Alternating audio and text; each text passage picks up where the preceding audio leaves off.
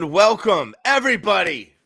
We are at ThurZdee, not live, featuring Zakariah. I am Humm Daddy Jake Lucas, the pride and joy of your Humm Daddies. And of course, I'm featuring Bay Area radio legend with me here. His name is Zakariah. And guess what? His favorite team is the Miami Dolphins when it comes to the NFL. And the pay dirt they found, was it enough? I don't think it was. Big matchup tonight against the Bills. They came up short. Zachariah, how are you doing? How are you dealing with it? Tell me what you're thinking tonight. Shoot. All right. First of all, can we get this off on like a better note? Let's not act like some guy look, you and I are friends, man. I know you like the Niners. You know I like the Dolphins, okay? Unfortunately, The Dolphins came up short. Now, here's the thing. The Dolphins season ended September 6th or 8th or whatever it was, the first week when they were down 24-0 to the Colts. They did not force a punt in that game against the Colts. Guess how many punts they forced against the Patriots last week? 2. I don't know how many they forced this week, but here's the thing.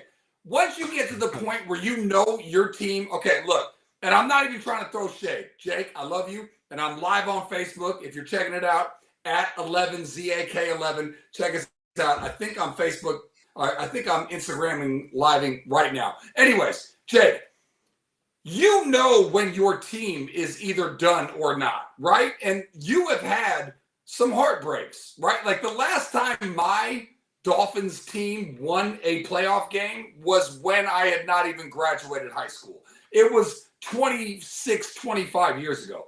What I'm saying to you is you had, with Kaepernick, right, with Garoppolo, right, and with your guy now, you had Super Bowl appearances that you did not win.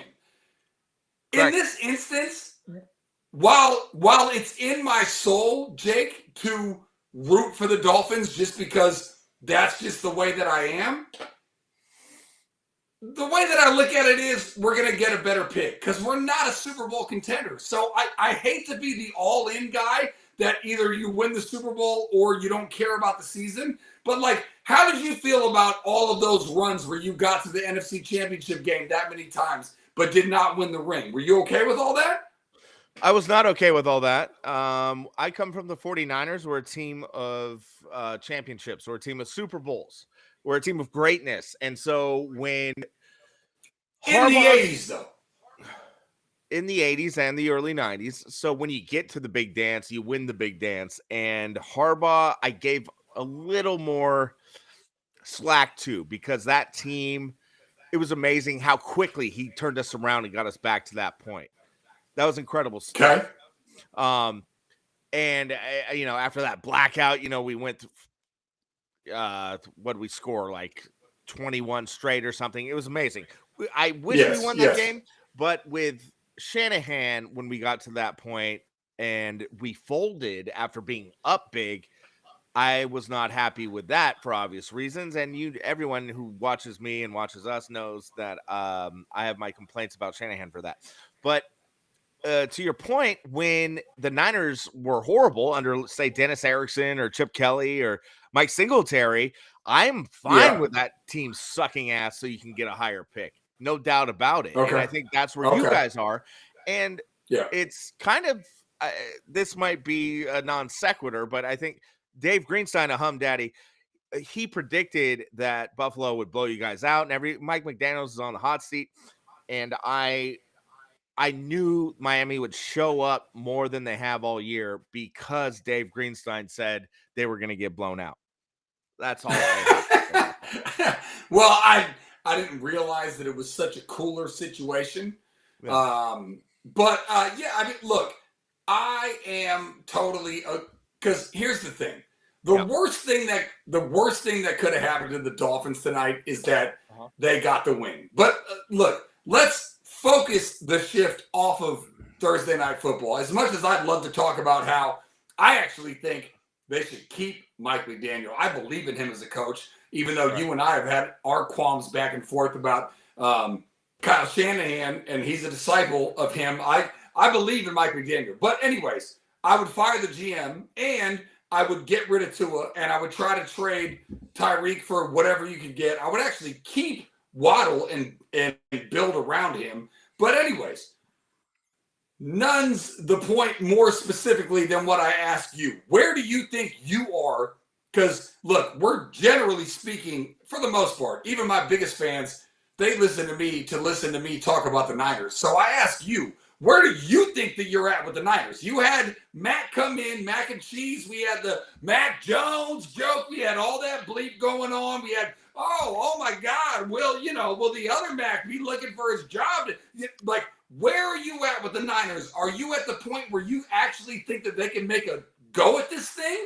Or are you at me where I'm like, I mean, obviously it's different. I'm 0-3. You're 2-0. But are you at the point where you're like, this team cannot win the Super Bowl? I am right now. I'm in just show me mode, and Kyle Shanahan for me is he's a point of contention with Niners fans and for me especially. But I like what he's doing so far. I think he hang on, Jake. Forget that. In terms of the team, forget about the coaching. In terms of the team, do you think that this is a team that can actually win the Super Bowl? I think there's so much parity in the NFL. Yeah, maybe. You never know. If they have 3 players right now that no one's ever heard of, that you want to wear their jerseys by week 12, then that's a Super Bowl team. That was the 2019 Niners. Okay. That was the 1984. So Niners. you're pushing your chips forward, correct? Yes, correct. I am not trying to lose to gain a. I like that. Gain a draft spot right now. No. I mean, hang on. There's a gap in between those two things. But what I'm trying to understand is, you believe as of right now that your team has as good of a chance as anybody else to win it all? No, not as good of a chance as anybody else. I think there's a small percentage of a chance, which is a chance. And it's like Dumb and Dumber. So you're saying there's a chance. Okay. And but you're currently rooting for them to win. I'm rooting for them to win. Absolutely. Okay. Yeah. All right. And so you're in Miami, just self-destruct mode. Let's get the first draft pick.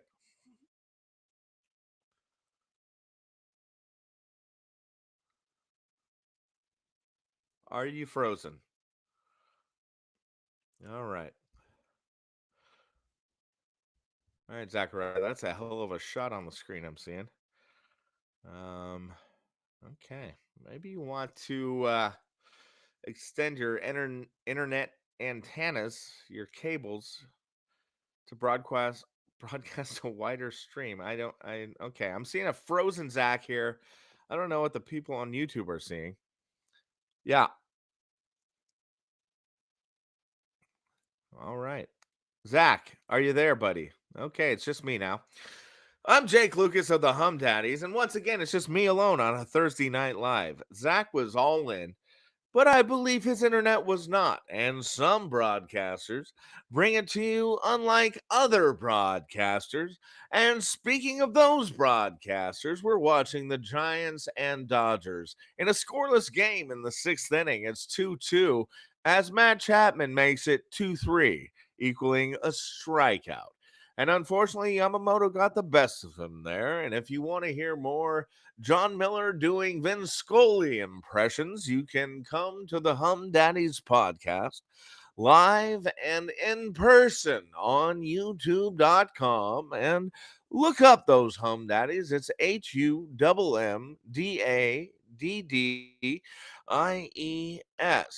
So we got about 7 solid minutes there of Zachary. Oh, hey, there's Dave Greenstein. Well, I'm doing a John Miller impression, doing a Vin Scully impression. How are you? Is it a mix? Are you mixing John and Vin? John Vin Scully Miller? Where John does Vin Scully. Back when he was doing the Orioles broadcasts on the bloopers tape I watched, he would do his Vin Scully imitation. He'd say, some broadcasters like to imitate other broadcasters. So, I got to keep something going with Zach all fuzzy and fading out and disappearing. Was that John Miller in September and the Giants had 65 wins or something like that? No, that was Orioles John Miller. That was pre-Giants. Oh, wow. Yeah, pre-Giants. Okay. That was like 1989 or something. Wow. Okay, so he was repping. John Miller's been around a while, my friend. He has, but he's also been doing the Vince Scully for a long time because it's been something that he. I think John Miller, if you want to talk Giants broadcasters, John Miller started in 90. Ooh, I want to say 96, 6 or 7. Whereas Krug started in 93. Kipe started in like 87, then went to the Rockies. Didn't Kiper do some games with Joe Morgan for a little bit? Yeah. That was in the late 80s. I think he was doing like the 89 Giants with Joe Morgan and Hank Greenwald. And I'm pretty sure Krug's first year was 93, 92 or 93. And that was Krug and Kipe when it got established in that magical season. But I remember John Miller was definitely there for the Brian Johnson home run, which was 90. That's 98? easy to remember. 97. 97. Okay. Yeah. They finally made the playoffs at long last. And then we had Joe Angel as a broadcaster. We got Artavon Daveron now. Oh, wow. Wearing an 0-2 Kansas City Chiefs cap. Oh, he's charging, y'all. There we are, gentlemen. How we doing? We are Zach's video feed gave out. Oh, it's okay. We got another one. I was watching you live. I came in to try to be a relief pitcher. I saw. Me too. I was doing it too. All right, I'm gonna leave you guys to it. No, hey, okay. Zach, are you going to be able to stay? Yeah, I'm here, Pippin. What's up, Bill? What's up? All right, Art? so guys, we have Artie Daveron now. It's like the roulette. Hang on, Jake. Are you not worried about? Art should be devastated. 0-2 Chiefs. You guys should chime in first, but the conversation I was just listening to was so bad. So bad hearing Bill talk about rooting for losses in week 2. Just a sad. Sounds like Danny Orsini on any. Hang on. You are an unintelligent fan if you're not rooting against your team in week 3 when you know they're not a Super Bowl team. You want the best pick you can get. Come on, man. Then you should have never been rooting for the Miami Dolphins for 25 years. Artie, you are my best friend. I listen to you more than anybody in the world. You tell me why I'm wrong on that. We lost to the Colts. Our season was over. We lost to the Patriots last week. Our season was over. Why would you not then, after that, knowing that you're not a Super Bowl contender, root for your team to get the best pick? Please tell me why I'm wrong. So here's the big question. Does this mean you haven't rooted for the Dolphins for 25 years? Because they haven't been a Super Bowl contender since I can remember football. Not true. So here's the question. It all circles back to Artavon and the Chiefs, right, Murph? Right? It does circle back to Artavon and the Chiefs. We got Trio in the house, I just realized. Okay. Oh, Trio. I thought you knew. Yeah. No, so anyone who's listening and watching, God bless you if you still are. We got Artie Daveron in the house. He's wearing his KC hat. He's been on our earlier podcast before we were making gains, but now we're making gains. Okay. And Artie's with us. His brother Ashcon is the one who everyone knows from the Don't Stop Believing days, the Giants 2010, a real legend of the Bay Area. And Artie himself, what was that? Artie's cell phone. All right, Keep do it moving, live. Man. Be a professional. Yeah, that was you. That was on you, Jake. I mean, you guys are cutting out. This is Art. Now you're frozen, and you are again, Zach. This is fantastic. Thanks for coming. Great internet providers. I'm not frozen at all. I think this might be you. You might be having internet. Yeah, Art ain't been frozen. I ain't been frozen. You ain't been frozen? Where were you then, Zakariah? Where were you? Oh, my whole thing cut out. I mean, that was something separate. Hey, let's get back to it. This is bad radio so far, podcasting, whatever you want to call it. Yeah. Artie's judging. Well, I like it live. You got to do it live.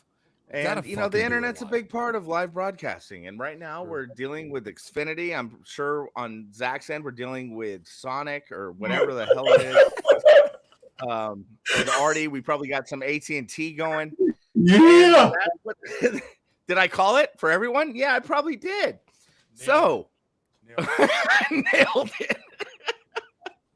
Artie Davron, I love that buttoned up red shirt. I have one of those myself. Let's get into your rap career as a 14-year-old and then older. Let's move to the next subject, maybe. Okay, next subject.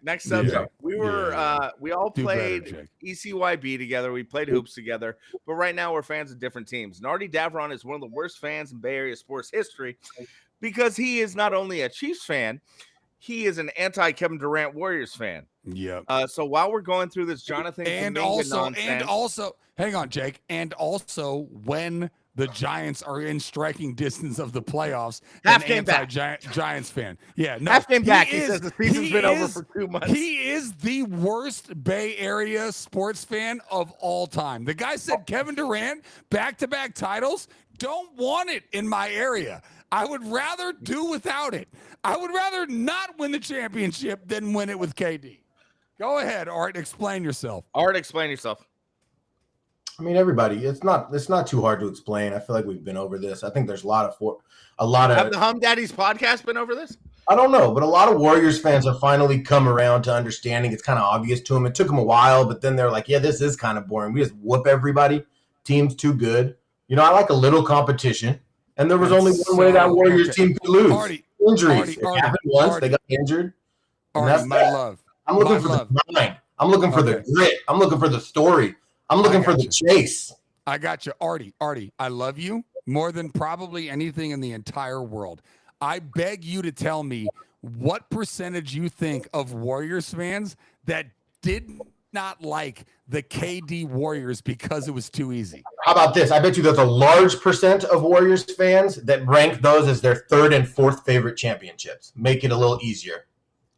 Because I don't think that you're going to get a lot of Warriors fans that'll tell you they weren't even rooting for you. Like, yeah, I think I'm a little bit. Well, and I was rooting for him. You know, I talk a little. Well, I just talk a little exaggerating. I didn't hate the Warriors. Yeah, I would find myself rooting for the Blazers against them in a playoff game here or there. You know, but ultimately it was fun watching them win some championships when they're. You know, I'd find myself rooting against them against the Blazers in a playoff game. That doesn't really speak to true Warriors fanhood there. I think you know I'm a very true Warriors fan. Jake and I have been doing Warriors roundtables since we were 10 years old. We were doing post-game raps like this before there were podcasts on the telephone, just chopping my sister's pink and aqua green room phone.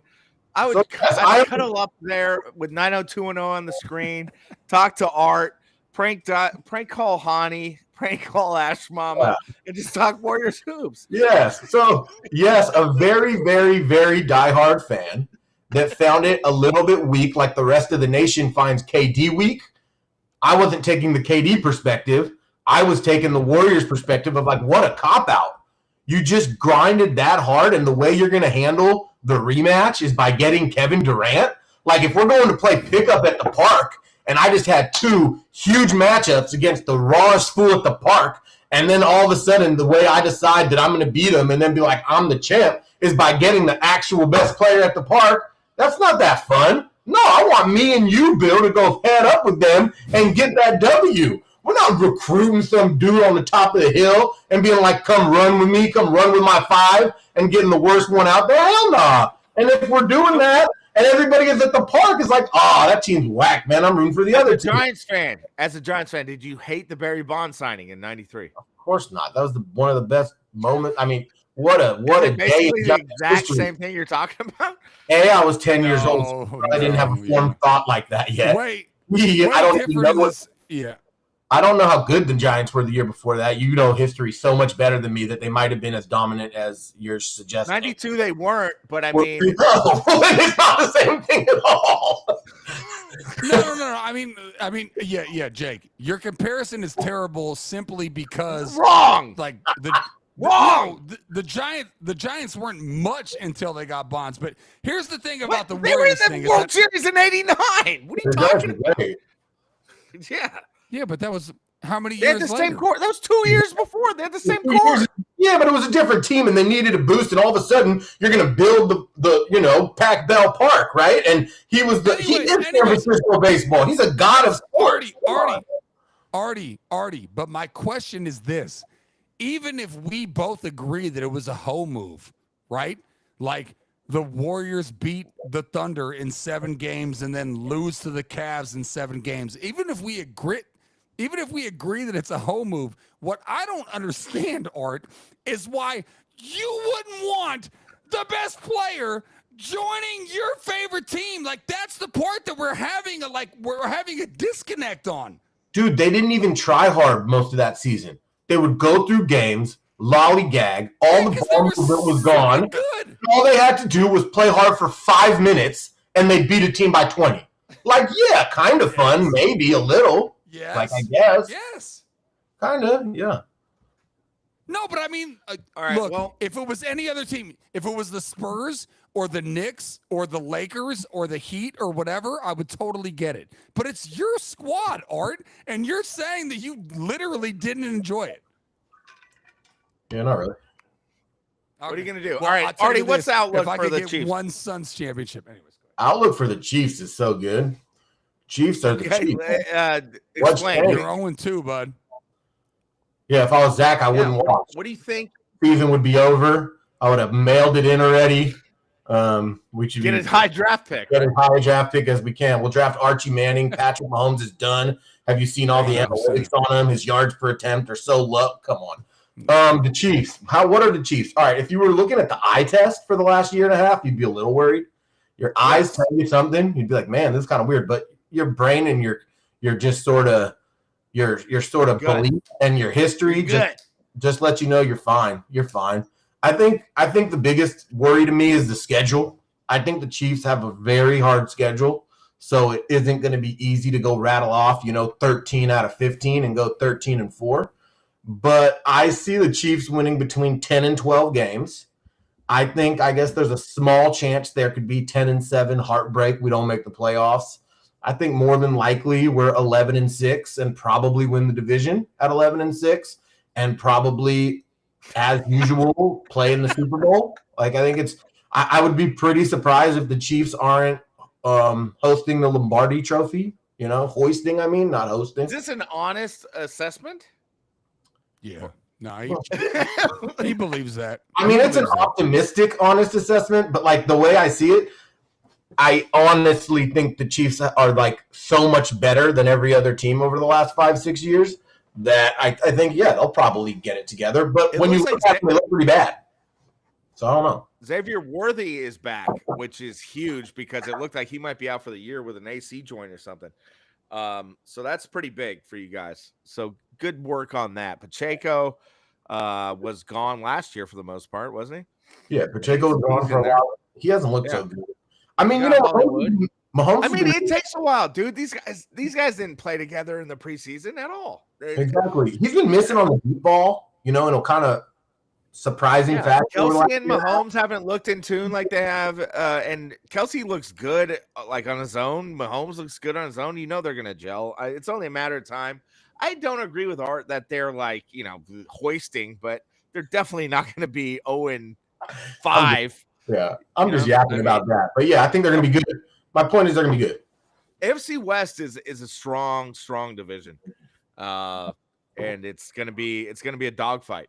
As far as the Niners, I think Mac Jones is a great problem to have. I actually think he looks better than Brock Purdy as far as a passer. Okay, Brock Purdy is better at scrambling. He's better at using his feet. But if those feet are in trouble with the turf toe, then I don't see why you don't just make Mac cook. Let Mac cook and have him out there with the layups that Shanahan gives him. I'm actually pro Shanahan with Mac under center. I think he uses them correctly. I know you guys watch those games. They're local. What do you guys think? I'm going to defer to Art here. I have a very strong opinion, but I'm going to wait for Art to say his 2 cents. Art, how do you feel Mac versus Mac? Well, Mac versus Mac. Okay, I would start by saying the way Jake, you phrased this was a little weird. Like, I don't know that Mac is a problem they have, like a good problem to have. He's not like competing for the job. So let's start with that. I think he might be. That's my point. He's not. I know he's not. But I think he might be. He looked very impressive. I think they're paying Brock Purdy like $30 million a year or something. Anyway. Yeah, what did they trade for Mac Jones initially before they changed it into Trey Lance? I actually don't know. You follow the Niners a lot more than me. The Trey Lance trade was actually for Mac Jones until Shanahan changed his mind. Last minute. Well, you pretend like you know that. All these people pretend they know that he was. It's not a pretend. It's a fact. No. He knows he was going to get Mac Jones. Hang on. You're both wrong. It is neither a fact nor is it fiction. I would lean way more towards fact. There is smoke in the line of, yes, 100% they made that trade with the Dolphins to get Mac Jones, not Trey Lance. And then at the last second, I don't know who was responsible for it, but that is the leader in the clubhouse, Art. That's exactly what I said. So how is that? I know, motherfucker. I was backing you up, you jackass. What's the relevance of sorry, you go. You go, Jake. No, Art, you go ahead. What's the relevance of what? No, Art, I think me and Zach are on the same page. You talk. Well, what's the relevance of that what you brought up in that trade? Like, the fact of the matter is the 49ers as a franchise believe in Brock Purdy. They said there's no QB controversy. Shanahan wanted Jones over fucking Trey Lance. Let alone Brock Purdy, who he got a year later in the 7th round. Well, that's the relevance. Yeah, it's a lot of relevance. It has so much to do with the relevance of the situation. He has his guy, and he schemes for him, and he made him look great last week. And it made me like Shanahan more than ever. By the way, Art, I'm disagreeing with Jake on his take on Mac Jones. I'm just agreeing with him, and based on sources, that's who Shanahan wanted, not Trey Lance. So I don't want to say that it was Lynch that did it, but I don't know who stepped in and said all of a sudden we made this trade for Mac Jones, but now we're taking Trey Lance. Some shit went down in between there, and I don't think it was Shanahan. To make this clear, Zach, you're saying Mac didn't look as good as I'm saying he did, but he was the guy that Shanahan was. Yes. Okay. A Mac Jones. That's your take, Art. All right, great. No, Art's got more. Go ahead, Art. Go. I was just trying to be I just wanted to make sure that you, me, and Jake were clear on what we were saying about Mac Jones and Trey Lance. That initial trade was not made for Trey Lance. That shit was last minute. Anyways, go ahead.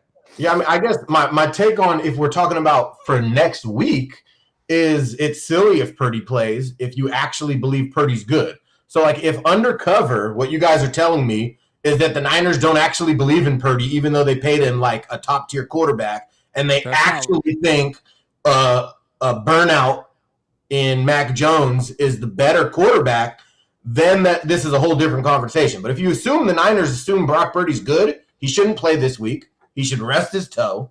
The reason they got Mac Jones is to have a good backup. Mac Jones should go operate, and the Niners should go win another game. That's I don't think there's much of a take. You're saying if they believe in Purdy, they should sit him. Of course. I mean, in theory, the guy's hurt. We don't rush him back. No, I mean, he's hurt, but he said he's good to go for this week. But you got Jake's boy, Mac Jones. When you got a student like Mac Jones, you let that man cook.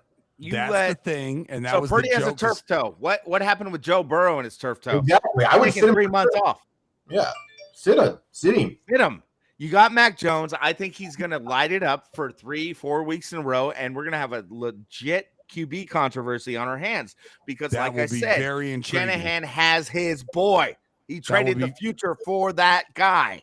That will be very intriguing. If we have an actual quarterback controversy in 1, 2, 3 weeks, that will be very intriguing. Mac is a better passer than Brock Purdy.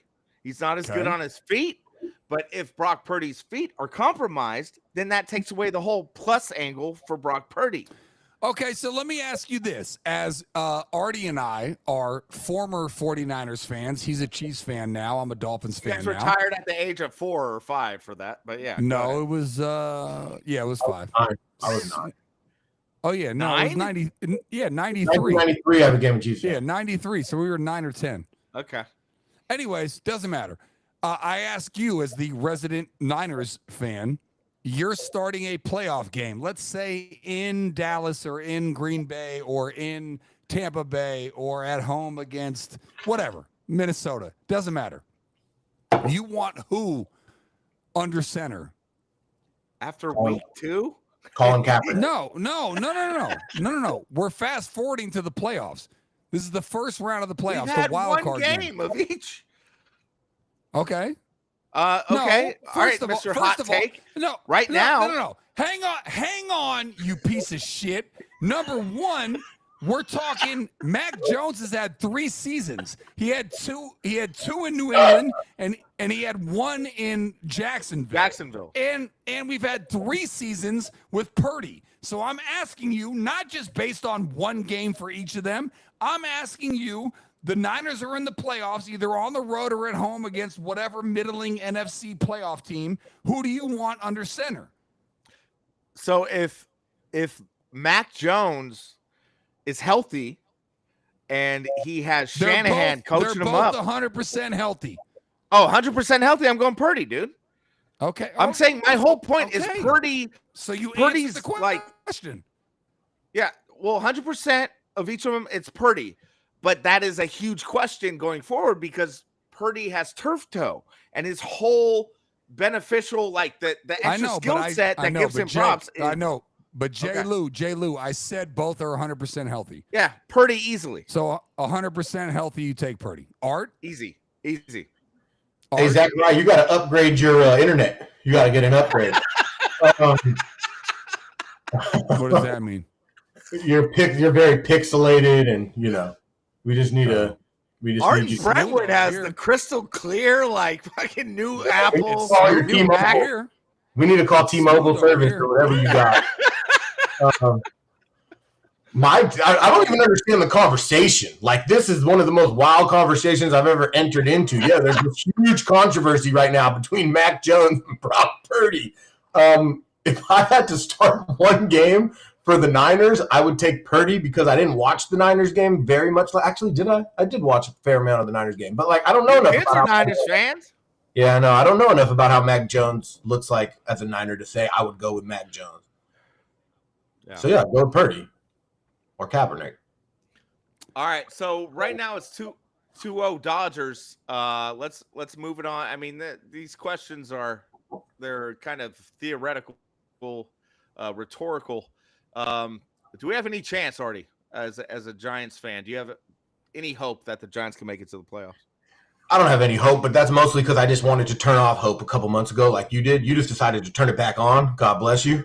I just really stayed really disciplined to my beliefs, and I was like, we are not pretending this run is happening. Welcome negativity into your heart. Yeah, like June, July, you did me in.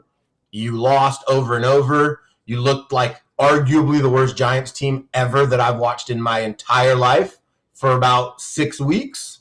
And when they did that, I was like, nah, we're not making the playoffs. And so now, I mean, of course, if you just look at it, yeah, we're a game or 2 back? Is it a half game? I don't believe that. We're 2 solid games back. With 10 to go or 12 to go? How many we got to go? 10 to go. 11? Yeah, I mean, we're not going to make it. We don't have the tiebreaker. Yeah, I mean, no, Giants aren't good enough. They don't have the pitching. Their pitching's pretty awful. I don't even know how they put this streak together. God bless Verlander. They got to re-sign. Verlander's the biggest part of it. It's funny because when the Giants pitch well, they can't hit. Yeah. And when they hit well, they can't pitch. Yeah. It's kind of the sign of a loser, right? Yeah. Yeah. No, they're not good enough. They're not contenders. I'd rather them not make the playoffs. They could never make noise in a real series. They don't have the front line pitching right now. I mean, I guess it would be kind of fun to watch Logan Webb, excuse me, and then watch Robbie Ray. It would be fun to go watch him get shelled. I mean, I'm joking, but we're not buying that Logan Webb would go out there and shove right now. Come on, we've watched him just get hit up. He had a make or break game last week, and he failed miserably against the Dodgers. Been there, done that. You got guns. But yeah, I would look towards next year. I would hope that, they get a little fire, a little juice. I don't know how you get juice when you have Bob Melvin coaching you, just really just one of the least motivating men I've ever watched try to lead another group of men. But Zach, what are your opinions on Melvin? I believe he won Manager of the Year twice. I believe that he took squads that had payrolls that paled in comparison to a lot of the other teams that he went up against in the playoffs. I believe that he is very even keeled. I believe that he is a very solid knowledge of being a catcher. Anytime you're a catcher, Bruce Bochy, all catcher coaches are great, managers are great. I believe that he's fantastic, and that any Giants idiot that believes that he is not should be burned at the stake. All right, hot take. He's like the type of exactly what you said. He can bring a bunch of like mediocre to below mediocre talent, get them pumped because they actually look at him like some big old ex-catcher, big shot. You actually pay some guys some money, and they look at this guy and they say, who is this clown? He never talks with any emotion. He's never loud. He never tells anyone to do anything with any sort of like oomph. You know, he's unwilling to say anything strong. The guy just tells you, yeah, it was a tough loss. You know what? It's really hard when you see a guy go out there, and we work on it in practice every day. But I know in that first and third situation, yeah, of course, Ramos shouldn't do that, but he did it, and but it's not for lack of trying. That guy tried so hard. He's so dedicated. Come on, you think we need to hear that? No, Verlander's like, get out of here. Give me a manager that can go do something. Actually, Verlander probably likes him. Anyway, that's my thoughts on Melvin. Yeah, I don't think there's any chance we re-sign Verlander. He's like, who the hell are these clowns I decided to play with that lost me at year 42? I'm 42 years old. I want to get 300 wins. Yeah. I should at least have 10 this year, and I have 3 or 4, whatever it is. You should go to the ascending Marlins. They are ascending, aren't they? Yeah, he can pair up with Yuri Perez. Okay, so last thoughts here, guys. Artie's favorite subject, Jonathan Kuminga. What's going on with him? What do you think, Z? What do you think, Zakariah? What's going on with Kuminga? I have some strong thoughts. I was actually going to wait for you to chime in. You want me to go first? I think, okay. God, Artie's video is pristine. Love it. Go ahead. I would say this. I would say in terms of what I believe Artie's criticism will be, which is the way in which Steve Kerr managed people that were not part of the core that won him all the championships. I would say that I think there's equal blame between Steve Kerr and Jonathan Kuminga. I would think that even if, because I was coached in a way by different coaches in different sports that I did not totally agree with or whatever, but I always did my best to conform. I don't think Jonathan Kuminga has done any sort of conforming at all. I also wondered this. I think this is actually, of my 3 points, that's my first point.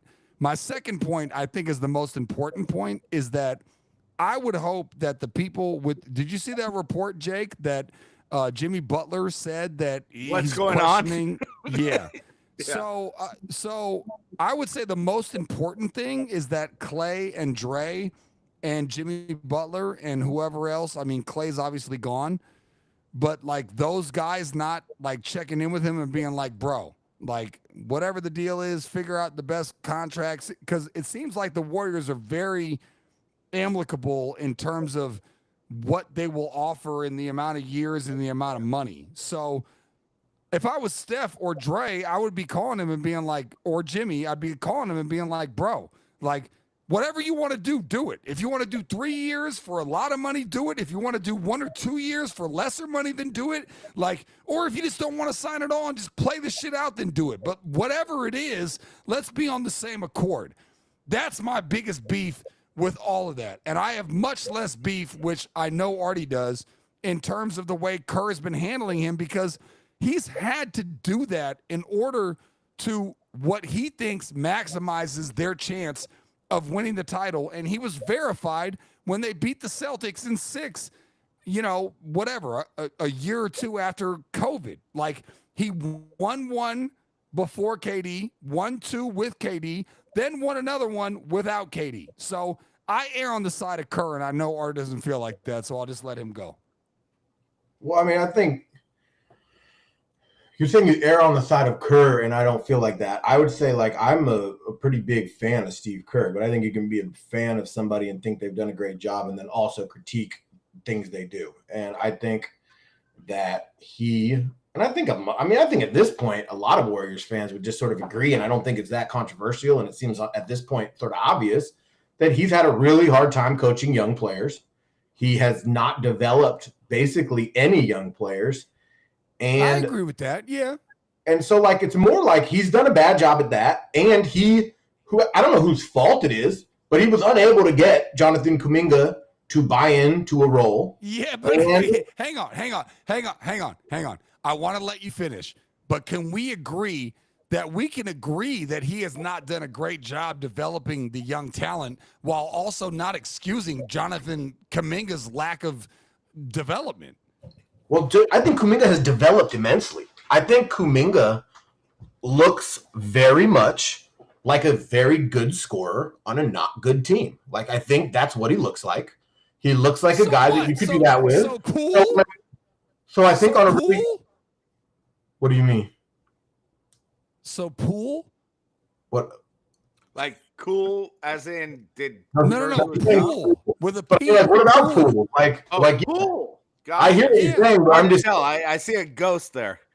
No, I mean, I heard what you were saying. I just mean, no, like, not like Poole. Like, yeah, I guess what you're saying is, yes, Poole is a good scorer on a bad team. And so, like, in that sense, yeah, but I see them as super different players, but I don't think Poole got effed with on the Warriors, right? Like, the Warriors didn't handle the punch right, so he left. Similar to how the Warriors didn't handle Draymond Green's other tip. Two players. But Art, he got. You want to go really hot take? You want to go really hot take? Hot take is Draymond Green. I'm going to go as hot as you can get. I want the devil dancing over me with his Draymond Green is insecure with anybody who's got actual talent. So if you got real talent, Draymond Green starts getting a little bit uncomfortable. So Kevin Durant's on the Warriors. What does he have to do? Girl. He's a jealous mean girl. So, like, he had to put KD in his place. And when you've heard KD talk, he said it pretty clearly. I left the Warriors because that situation never got dealt with. It acted like it didn't happen, and I wasn't down with that. Jordan Poole, same thing. He's like, and KD. Yeah. I was talking about KD, and then Jordan Poole left. Yeah, KD and Poole both said, yeah. So the problem was, I don't think that. Anyway, that was just a side tangent about Draymond, because I think Draymond is also, like, as much as I love Draymond, and time just goes on and things change, right? For 10, 12 years, I think Draymond was perfect. I think with KD on the team, there was literally no more perfect complement than Draymond Green. Once Draymond Green retired, once Kevin Durant moved on, the older Draymond gets, the more complicated it is to give him 35 minutes. You're kind of like, what's really going on? You got this dude playing 35 minutes that's, like, really struggling every other night, turning the ball over, not bringing that energy in deep. But, going back to the Kuminga thing, I think something that Kerr really messed up on early that I think you can still blame Kuminga for is, I think part of the reason Kuminga was never able to buy in is because it felt personal to him, and he was actually felt like, you have not given me an opportunity to gel because you pull me every time I mess up. You take me in and out of the rotation. I think if he was given the treatment that the most overrated Warrior since I can be born, and I like him and he's good, Brandon Podziemski got, like, if you gave him the Brandon Podziemski treatment where, like, you can screw up whenever you want, and we're just going to, like, say, no, you're a 35-minute player that can shoot, and we want you dribbling, even though you, like, make a lot of mistakes. I think if Kuminga got treated half as well, he would have been probably more willing to back off. Kuminga, 2 bad shots, he didn't play for 2 weeks. Well, that goes, okay, I hear what you're saying, and I have not thought about this before, but that goes a little deeper in that there is some sort of militaristic viewpoint and way that players operate, where they were probably doing that to, like, prove a point, and it might have went too far and, like, screwed with the whole psyche of, like, his dynamic within the group. Because I can tell you right now, there are times where people get mentally punked or physically punked by somebody that's on their team or whatever. So my guess is like maybe Kerr took it too far. I honestly, that's the first time that I've heard that, and that actually makes more sense than any other thing that I've heard about the whole Kuminga thing. Fair enough. I just want to update everybody. Devers is up. Bases jacked. Dodgers up 2-0. 2-2 count. 1 out. Double in the gap coming. No doubt. No, what's coming? Double in the gap. Oh, no, double in the gap. Are you ahead of me? No. I don't know. 3-2. I just know Devers. Come on, Devers ain't gonna. Come on, it's Devers. Well, so we all know Devers goes either scorching hot or ice cold. Lately, he's been ice cold. Double in the gap or walk.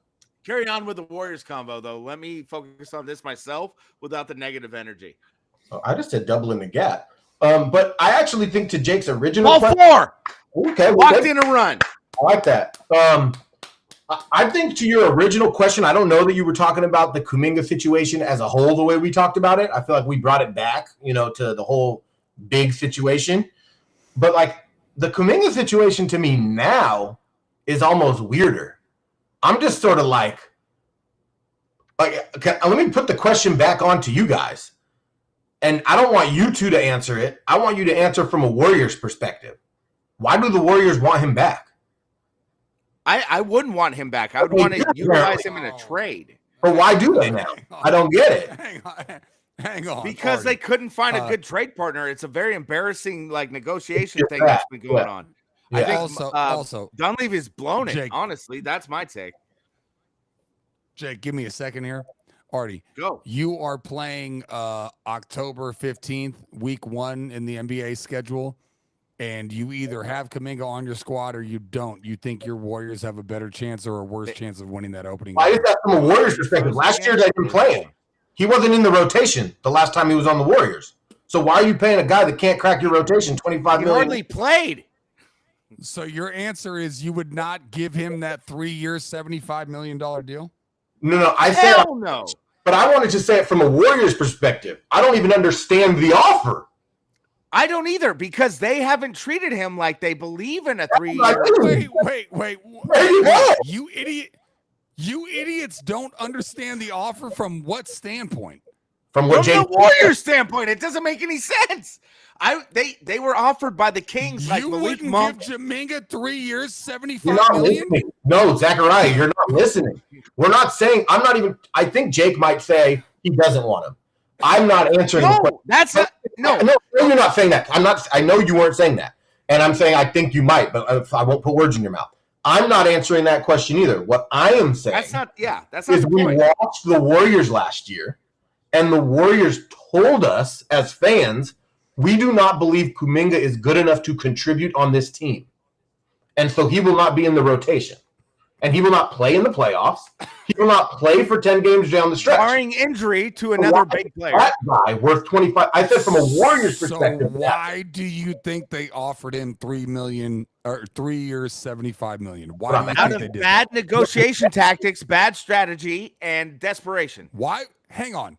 It's bad negotiation tactics. The guy can accept it. Why would he? They wouldn't offer it if they didn't think that he would accept it. No, I'm saying the Warriors look desperate offering him that contract because they offered him the exception. Hang on. So back up. You're going against what you said. So you do think the Warriors wanted? You do think the Warriors wanted to take that? Adamas struck out again? Are you fucking kidding me? Ah! Out Damas. All right. What? Go ahead. Nothing. I'm just saying. Horrible call. If they offered it to him, then they want him to take it, obviously. Well, at this point, after they waited all summer for him to make a decision, didn't sign any players, watched all the free agency happen, it got confused, and now they're like, all right, do we let him walk for nothing, or do we offer him way more than we think he's deserved and see if he somehow decides to contribute? I don't know. And try to trade him before the trade deadline. 3 years, $75 million is more than what he deserves? Well, we're right now they're flinching over club option and player option. It's an insult. He won't even take it. It's such an insult because of the player option, team option thing. And I don't even know why you keep asking me about me. I'm not even trying to give an opinion on I don't even feel comfortable because I don't think we've been allowed to see if Kuminga's good. I think whenever Kuminga gets given the ball and gets to go one-on-one, he and Jimmy Butler are the only two guys that can get to the rim. I think that's important. I think he can get to the rim better than Jimmy Butler. And that's the point. Steph can get to the rim. Not really. I mean, we've been watching that for 15 years. That's the point. We don't know anything about Kuminga. When he pump fakes, he gets to the rim all the time. Anyways, whatever. I'm just trying to figure. Okay, we know that some teams think he has a high ceiling, and the Warriors wouldn't let go of him. Do you guys? It sounds like Artie does not want Kuminga on the roster. That's not quite true. That's not quite true. I was saying that I don't think the Warriors. Chapman struck out too. Good job, Giants. I love you. That was my question, Zakariah. My question is, and I want you to actually try to answer that half of the question. Why do you think the Warriors think they want him now? Jake answered the question. Desperate, they're embarrassed, they don't know what else to do. They're confused. That's not so my what's answer your at all. answer? Why do you think they want him all of a sudden when last year he couldn't play? Last year he got 0 minutes a game when it mattered. My answer is I believe Dunleavy, who I think is, by the way, nothing funnier than the conversation. I wish to God, like, if I had like a weird power, it would be like for people to see what we talk about on like a side note, but it would go straight to them. I would love to see Mike Dunleavy and Alex Smith see the amount of text exchanges that we had about their careers and who would be insulted if they were compared to the other guy. Anyways, what about Troy Murphy?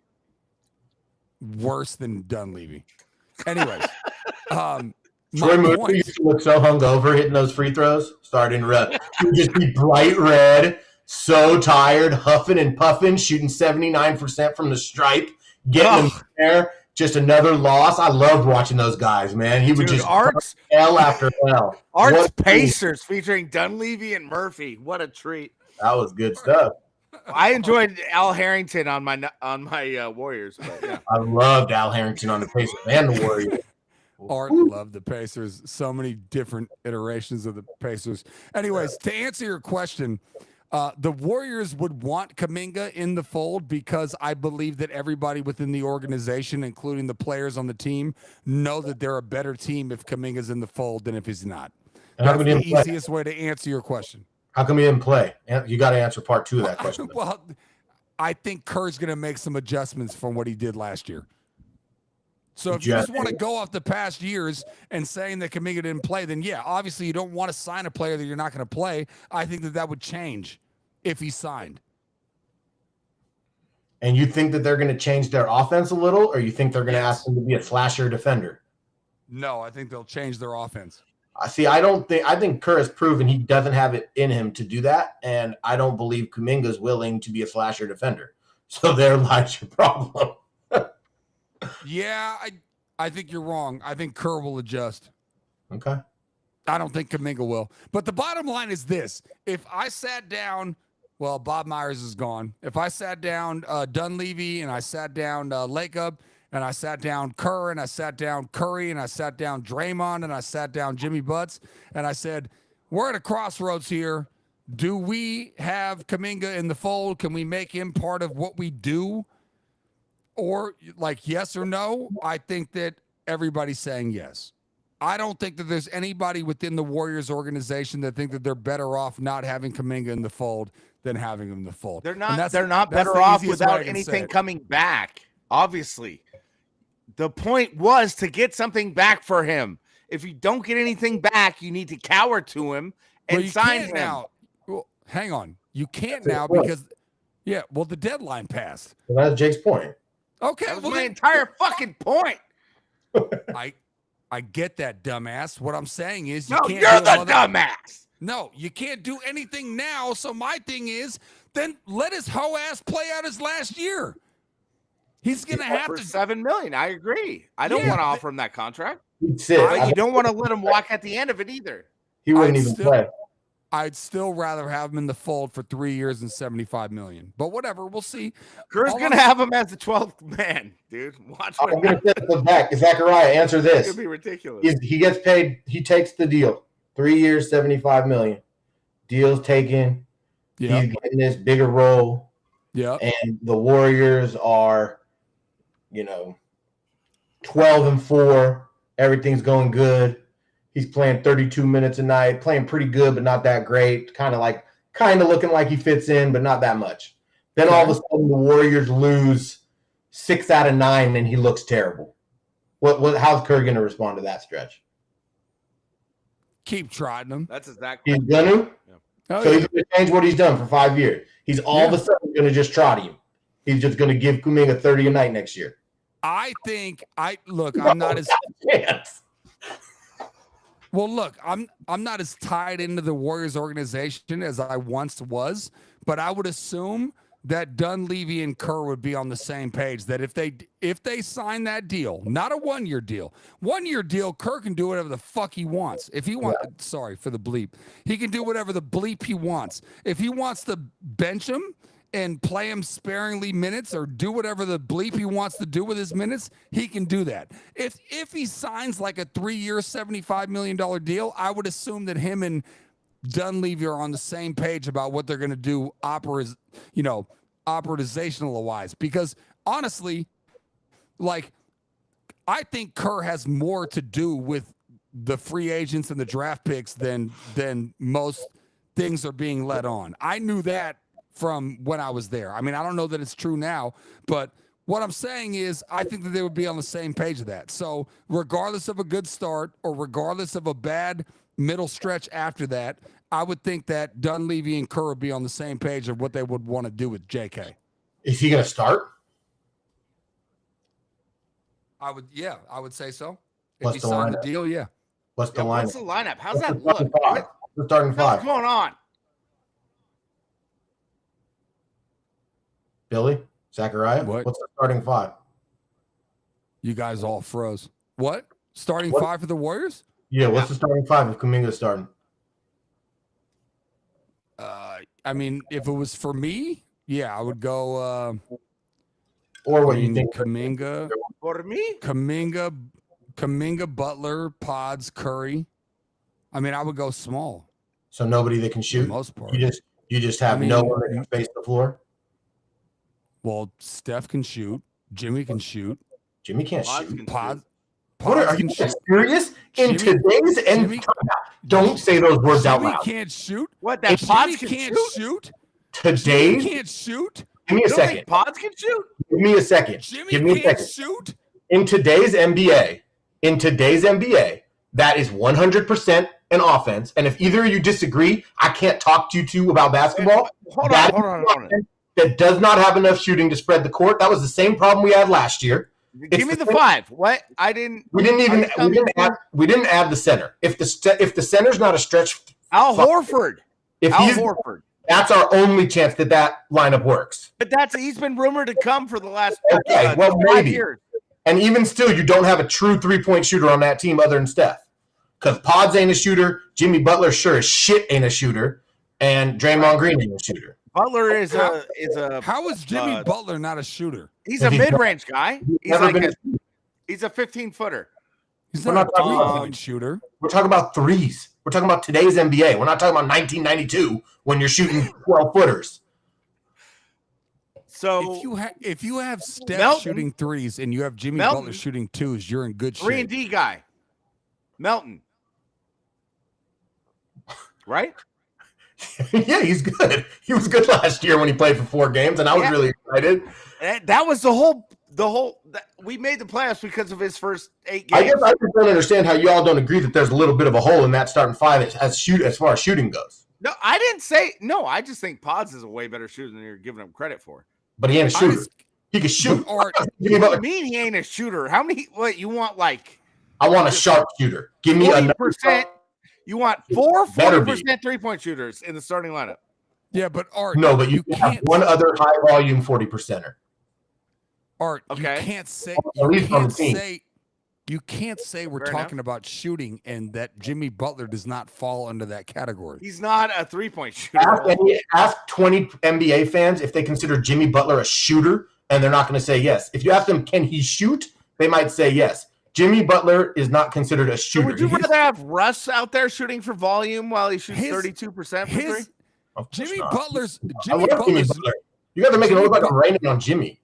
Jimmy Butler's nickname might literally be shooter. What about Moody? Would you like Moody in the starting lineup? No, but I like him. I like him as like your okay. Well, so we need to sign a free agent then, right? What do we do with Buddy? What we do with Buddy? Full circle to Buddy. Different conversation. Yeah, I was just talking to Zach about what the starting lineup was with Kuminga, and I just don't think it works that well, right? Like if it's Kuminga, Draymond, Jimmy, None of them. Yeah, you're not gonna get far. That's what I'm saying. That lineup can't shoot. And in 6 minutes in, if you're not defending well, you're down 18-6. Quick. I don't think Pods is the problem with shooting, though. Pods can get hot. Everyone knows Steph can shoot, man. Yeah, I got you. And Jimmy. And Jimmy. Jimmy. I'm about to look up Jimmy Butler's career 3-point percentage. Hey, he's a wet mid-range, though. You can't sleep on a wet mid-range. Mid-range, pal. That's not what we're talking about. I'm talking about spacing the floor like today's NBA. My God, you're talking about 1992. And yes, I like Jimmy Butler, and I think in the playoffs he'll be great. I think the Warriors were good with Jimmy Butler. I'm not even hating. I'm just saying that is not the way today's NBA really you construct a roster. Call me crazy. Most NBA teams that are really good have people that can stroke. And they're long and they're tall and you rely on them. But that's a bigger problem with all of the non-things going on in the offseason. Nothing has happened. So there's no additions. It's just the same old bullshit. And if Kuminga is the big prize, it looks like the Warriors are kind of doomed. I mean, from what I'm seeing right now. Our shooter, Jimmy Butler, career 32% from 3. Last year, a wonderful 30%. Stroke. His last year's 2019-20, 24%. 2021-21, 24%. 21-22, 24%. Then he started hitting it for a few years. 35, 41, 35, and now 30 last year. So we'll see. It's not a stroke where I'm from. But, yeah. Not exactly a shooter. Anyway, yeah, Warriors would be like a good team next year. I think it'll be hard to believe they could really compete for a championship, but with Steph, you can always compete. I mean, he's still the best player in the world. Remember, I mean, it did feel like they were actually looking legit when all three of those old guys were healthy, but guess what? Steph got hurt. I mean, and you're going to get hurt when you're that old. Yeah. Happens. I don't think they were going to win the next series. I wish we could have seen it. It would have been a little more data to know what we needed to do. I hate that they didn't get to actually play it with against my Wolves? Against, your Woods, your Wolves, your Woods. But yeah, I just think don't you just wish we could have seen that series?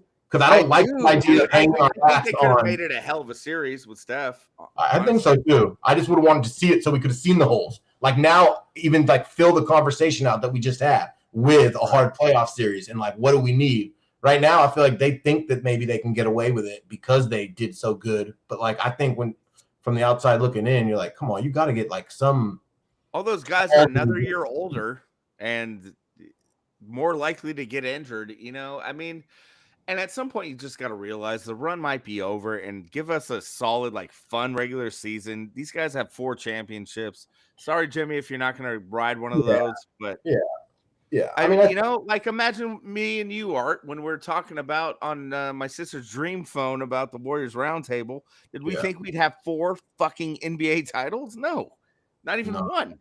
So we were just hoping Carlos Rogers was going to develop into a center. Exactly. That maybe Clifford goes here, might develop a good mid-range. We were just hoping some of these bigs, might do. Diagu could start doing something. Just anybody. Wasn't Carlos Rogers a good Niner DB too? Yeah, I mean, different Carlos Rogers, but yeah. Oh yeah, these were hoping Andrew DeClerc would have a shoot 48% from the field and 70% from the line. That's what we were wishing.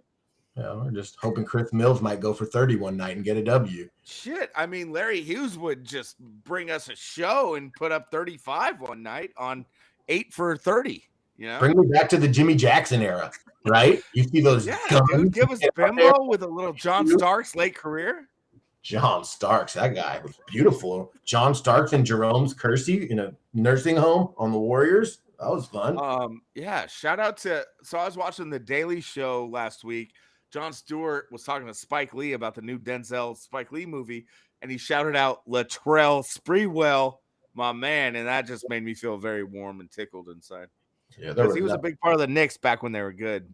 Without I love that team. When Allen Houston and Sprewell made the finals, that was so last fun. Last 8 seed, yeah, they were raw. They were dope. Zach, what are your thoughts on the last 8 seed to make the finals? New York Knicks. Yeah, that's right. Lost Game 7 to the Houston Rockets. Hakeem when he stole 2 rings when Jordan was playing baseball. And me and Artie were at Honey Katz's house, who ended up having a prevalent situation with part of the entire group. Anyways, me and Art were at Honey Katz's house. They were Jews for Jesus. They were trying to convert me and Art, and we watched. No, this is all true. We watched games. Art, this is true. We watched OJ. We watched OJ go down the freeway.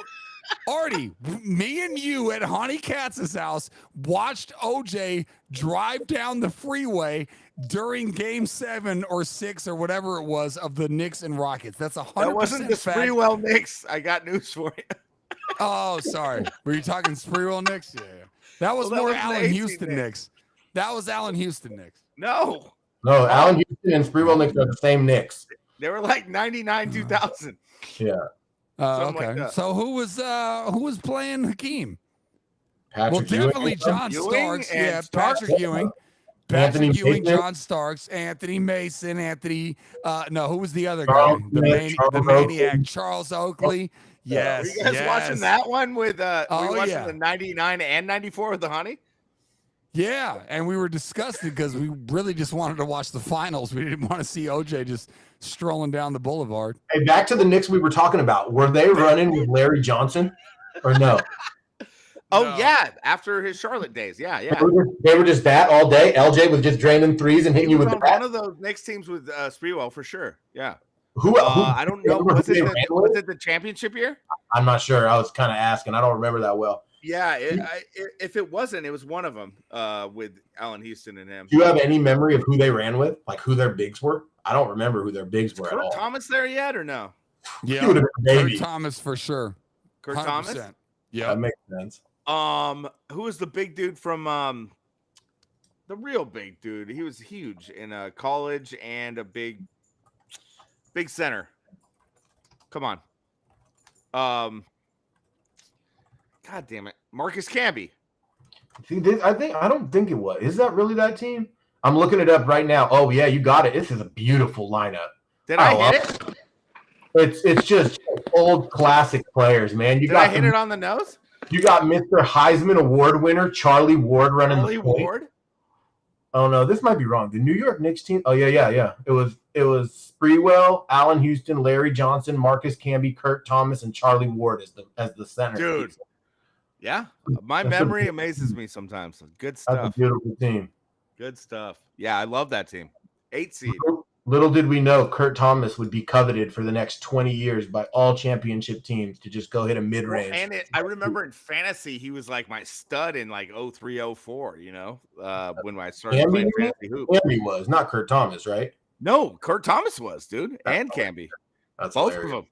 I love both those guys. That Knicks team was like the old school version of, obviously Sprewell was my favorite player ever for a while. And then, Camby and Thomas, studs. Did we lose Humm? Did we lose Humm non-daddy Zakariah? I think he put a black thing over his screen. It's definitely not his internet connection, but anyway. Oh, it is. There he is. He's gone.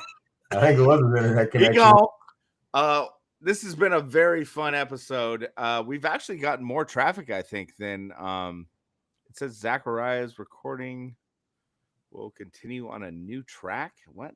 Okay, I'm getting some kind of weird update. Anyway, Artie, this has gotten more traffic than anything we've ever done. So let's hope, let's hope Pat McAfee's out there watching you. I'm sure he is. He is, of course. Obviously. Humm Daddies, it's obvious. I'm going to tell. Humm Daddies are making big things happen. In a week from tomorrow, we're doing a U2 podcast with Ted Ramey and Paulie Mack, of course, our dear brother. And Larry Krueger also was watching this tonight. Let's see if he still decides to sign up with the Humm Daddies. To recruit you, say no thanks, but no thanks. We don't have to be like him. He's a little frat bro wannabe. We don't go that. We don't go that way. Anywho, all right, Art. Thanks for saving the show. This is Jake Lucas from your Humm Daddies, and I think we're gonna close it out here. Art, what's your prediction Let's talk about Chiefs. What's their end of the year record in week 18? Gosh, I've been thinking about this on my own for about a week, which is hilarious. I've just been trying to project the record, man. The pessimist in me says 10-7. And that's the worst it'll get when they're 0-2 to start the year. Oh, absolute worst is 10-7. They will not have that's a better prediction. Let me leave it at that. They won't be worse than 10-7. I think there's a good chance they go 11-6. They're gonna write Niners looking at 15-2. And you heard it here from the Humm Daddies featuring Artavon Davron. And of course, it's Thursday Night Live with Zakariah. And always there's something going on with Zakariah on these Thursday nights. Of course, there will be. You got to stay here for the chaos. Thanks for coming, guys. We'll see you on Sunday night, Monday morning for the Humm Daddies podcast. Bills win and Giants, let's beat LA. Let's do it. Actually, all right. I was joking. We love you on this pod. Love y'all. All right. Peace.